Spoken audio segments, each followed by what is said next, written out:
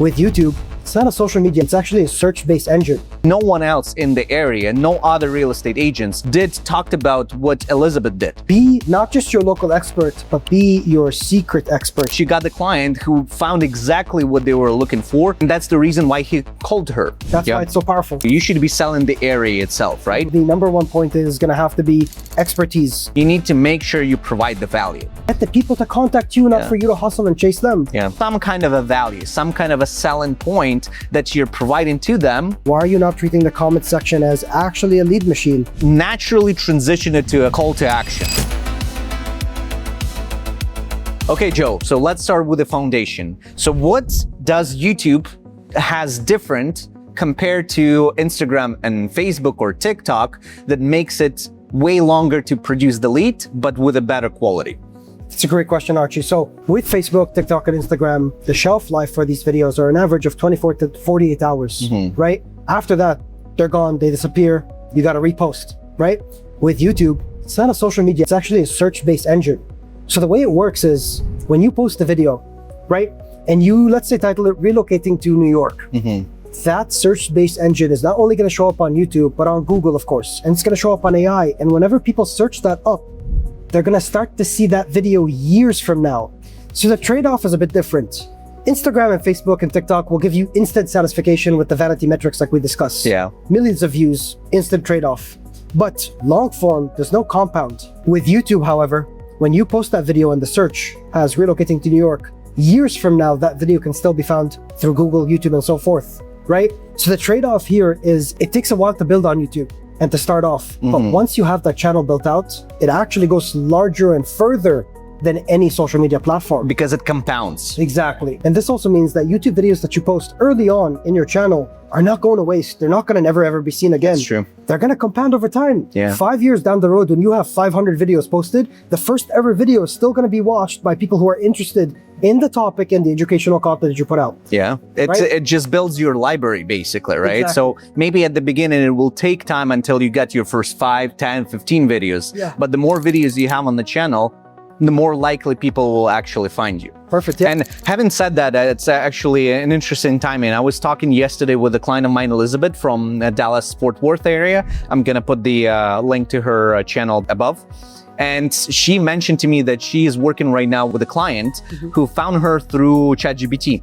Nice. And what's interesting, he typed in, I forgot what she said, it was like the best real estate agents in Dallas Fort Worth. And she came up in the list, one of those realtors from her YouTube, not from Google My Business website, but the link to her YouTube channel get pulled up by ChatGPT. And that's the reason why he called her. And on top of that, he mentioned that she was the only real estate agents in the entire area that showcased and had a vlog tour of a new area in Dallas Fort Worth. It's like a new constructions only. And she was the only one who described it perfectly, talked about, you know, the all the fees, HOAs, MUFs, PUFs, all of that stuff. What we're looking in terms of the taxes, you know, the area, schools, driving commute times, all of that. No one else in the area, no other real estate agents, whether on YouTube or not, talked about what Elizabeth did. And that's why, you know, she got the client who found exactly what they were looking for, again, through the LLM, what you mentioned. Exactly, and it's such a powerful tool with YouTube because it transcribed the video for you. Elizabeth's videos basically every single month are transcribing and pushing those keywords onto these LLMs and showcasing it as a top realtor of her area. That's why it's so powerful. Okay, Archie, so going on to the second topic. On day one, if you were to tell, you know, our clients and our audience, if they were to start filming, what do they actually need to set up for day one? I got a feeling we already covered that in another video as well, 100%. But this is a very fundamental question because if you're planning to start on YouTube, you need to make sure you've done it right, right? So the number one thing I would mention comes to metadata. The first is your title of the channel, you know, the channel name. And in most cases, we suggest clients to follow the strategy of living in city-state, moving to city-state, relocating to city-state. So to include a powerful keywords in the channel name that people actually actively searching on both YouTube and Google or LLMs or, you know, large language models such as Gemini, ChatGPT, Claude, and so on. Because this way you're gonna win the keyword search And as your channel grows, more people who are going to be searching for those keywords, they're going to see your channel as the search result, because you're going to be building the library of your content more and more over time, which results in more stronger SEO with the keywords, with the titles, descriptions, and everything like that, right? Exactly. But I would also add to the channel naming that it also depends on which area you're focusing on, right? So for example, if you're a mortgage broker that we also work with, so not just real estate agents who focus on buyers or sellers, you know, you can name your channel as Tulsa, Oklahoma Mortgage Tips by your name. For sure. Or you can even skip the name, because a lot of people would ask, should I include my name? Like, you probably had the clients like this ask, do I need to include it? What do you say usually? Honestly, like it's not as significant, I would say. Your name is already showing up within the video. You're mentioning yourself, your description, your bio, and so forth. I think, in my opinion, I agree with you there. Your city, your state, and then what is your role? Are you a mortgage broker, a realtor, and so forth, right? And as the channel grows and you start to get more verified and known, maybe you could switch up your metadata, your title, and put in your name in there.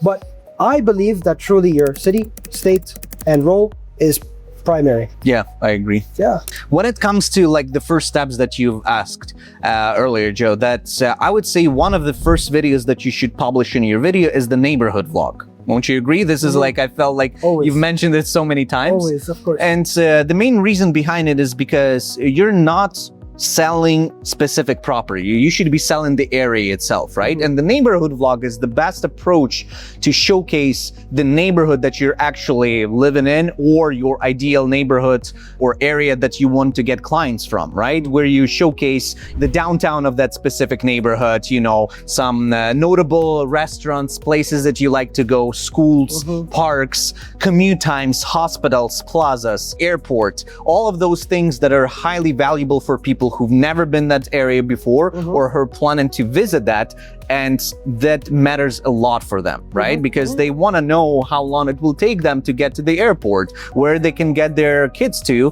and the best school, right? So that's why starting from the neighborhood vlog would be probably my suggestion on where to start my new channel, right? And if you're not sure about the actual topics or what to mention in those neighborhood vlog tours, reach out to us. And this is where we come in handy. We can coach you and advise you on the best strategies on how to start your video, how to describe everything you need to describe, have a CTA, hook, outro, everything. All the information in the description below. So let us know if you need any help with that. Also guys, if you're not sure how to start your YouTube channel, please check other videos on our channels about how to start a channel, how to create a bio for your channel, position CTAs, and structure the video itself. So feel free to check out other videos to find out more. Okay, Joe, so once the channel is live, how do you actually know that the video idea that you're suggesting for your client is actually worth filming? So yeah, great question. So I would say the number one point is going to have to be expertise. You're going to have to obviously think like the buyer, and, you know, looking on YouTube, of course, right? What are they looking for? What type of content are they looking for? So don't just film like content that's like with your dog going on a run on the beach and so forth. I know vlog tours are like that, but you need to put some educational part into it, your expertise as a realtor of why somebody should buy in this local area, and tailor it towards the right audience. Meaning if, let's say, somebody's looking for top, you know, schools with robotics or something, you gotta find that information and put that out there on video through a vlog tour showcasing the top schools. Or if somebody's looking for the largest mall with the most luxury items in there, that's what you want to showcase, right? So know your audience, in other words. That's the best way to start with. Topic number 2 would have to be what Ryan Serhant does, and I think he does best. This goes back to one of our other videos, of course, right? Be not just your local expert, but be your secret expert. And the way I like to say this is, everything's public nowadays. Zillow, homes.com, YouTube, anywhere you can find stuff, right? Have information that only you as a realtor who's been living in this area for quite some time would be able to showcase that to the client. Something that's not public information. And I noticed so many times with Ryan's shows, whether on YouTube or even on his Netflix shows, he showcases certain hidden secrets around the city, hidden pubs, hidden barbers, hidden parts of New York that can be quiet and calm for people who are looking for that as a family, to more of an intriguing entertainment lifestyle to people who are more of the single lifestyles, right? That can't be found on Zillow. You can't quickly type that on Zillow, right? But When you have that information and you put that on YouTube, now that's replicating, like we said, to Google and to all of the large language models. So that's where you start to become not just your local expert, but your secretive experts. True. As I like to call it. True. And then finally, the third thing I would say is, are you the right person to get the audience member to get in contact with you? The whole point is here, when you're building that YouTube monster of a machine search engine, is to get the people to contact you, not for you to hustle and chase them. Right? So when you start to build your brand, like we said, and build your natural authenticity is the new currency phase on YouTube, of course, that's where you start to get the right audience towards you, and it leads them towards you instead of vice versa with the regular routines of realtors. Becoming a subject matter expert, and throughout the video and explaining the video itself, they kind of have no other choice rather than to get in touch with you, because you were the one to explain everything. And if they want any more information or help, they're gonna give you a call. Of course, and they click with you. That's the best part too. They become like they know you. Kind of like family. Right? That's your community on YouTube. Okay, Archie. So let's talk about the gap that most agents are missing. They get views, but not leads. So what's going on there? What's happening? Where's the missing gap that we're missing here? This is the topic that everyone's interested in, right? Because views and leads are two separate metrics, right? You cannot even compare them with each other, because views are what we call it as a vanity metric. It's just one of the stats available on YouTube to showcase how many people watch your video multiple times, right? Alongside with, likes, comments. It's the same way. Why I'm getting comments but not the leads? Well, because it's completely separate thing. In order for you to get leads or people reaching out to you, you need to make sure you provide the value.